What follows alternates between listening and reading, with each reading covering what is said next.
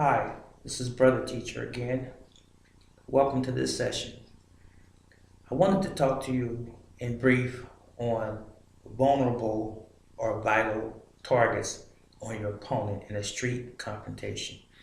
Now, I use the term street a lot. That's generally referring to outside of your comfort zone, outside of your home, in the world when we use that terminology, street. So with that, I'm going to go over some vital and vulnerable areas. But I want to explain this to you real quick.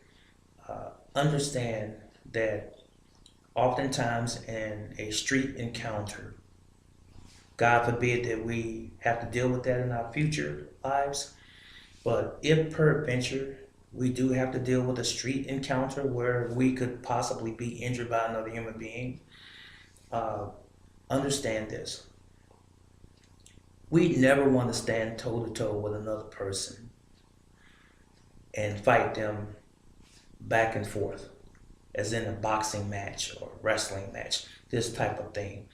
We who are martial artists, we train not to fight, but we have an added advantage over the regular person or the average person in society or in the streets, if you will, in that we study the art of pugilism, which is really fighting. But in studying that, your martial arts is only as good as your knowledge and your ability to apply it as well. So we have to learn that science is part of the equation. That's what's going to get us over in the street. And basically we have to fight smart. Okay, so if there's an assailant or an opponent much bigger than you are, you're not going to stand toe to toe slugging it out with this other individual. So you have to use those things that nature has given you. Now, they exist on your body just like they do their body. But the difference is oftentimes is that we train to attack and exploit those areas on our opponent when all they're trying to do is knock you out and get the advantage over you and just basically pummel you to the ground. Okay, so therein lies our science and the way in which we think. So if, for example, you're in a confrontation and this was a real person, you want to look for the targets on their body, their anatomy. And in the chest area here, you notice that he's pretty buff. So I want to kind of stay away from that. I want to go to the parts of the body that will yield me a immediate result. And in this particular instance, I will use the nose. It's protruding from the face. That's the bridge of the nose. I would attack the nose because if I strike the nose with a hammer fist, I get an immediate response from him. Okay? Now, another thing is the spear hand or the finger poke or jab or gouge. Thumb to the eye, spear hand to the eye, even a flick to the eye disrupts my opponent's train of thought and their original intent, and they begin to be concerned about the eye, thereby buying me time to attack another part of their anatomy or to even throw them or take them down, whatever the case is. So here to the eye, remember, protecting the center. Everything you do, you protect the center. Okay? Now, I just did the hammer fist as an example to the nose. And I did the eye, finger poke to the eye. The other thing is the throat. It's easy to attack with an open hand, and this is what we call the Y of the hand. So my hand is here, my lead hand is here. Y to the throat. Done just like that. Y to the throat. Here. Then I can come back with a palm strike right above the eye to the outside of the head or the gallbladder cluster. And that's a knockout. Here, like so. So here to the throat or here. Or here first, then to the throat.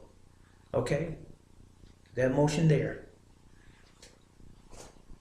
this motion here, I was just adjusting myself as far as the dummy is in relationship to the camera. But I tried this side, so it's from here, palm strike, as if I'm shooting a gun.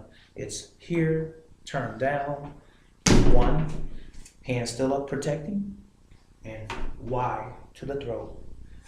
Okay, you can compound your attacks, several attacks. I usually tell my students 3 to 5 strikes, 1, 2, 3, 4, 5. You know, overwhelm your opponent. Okay, so we did the nose, the eyes, and we also did the throat as far as the Y is concerned. Now, you just noticed me use the pseudo or the shuto or the knife hand or knife blade.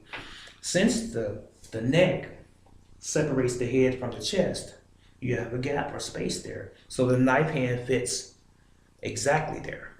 So I'm standing here, protecting myself here, and the open hand travels faster than the closed hand. So from here to the neck or the throat, here, boom, like so, boom.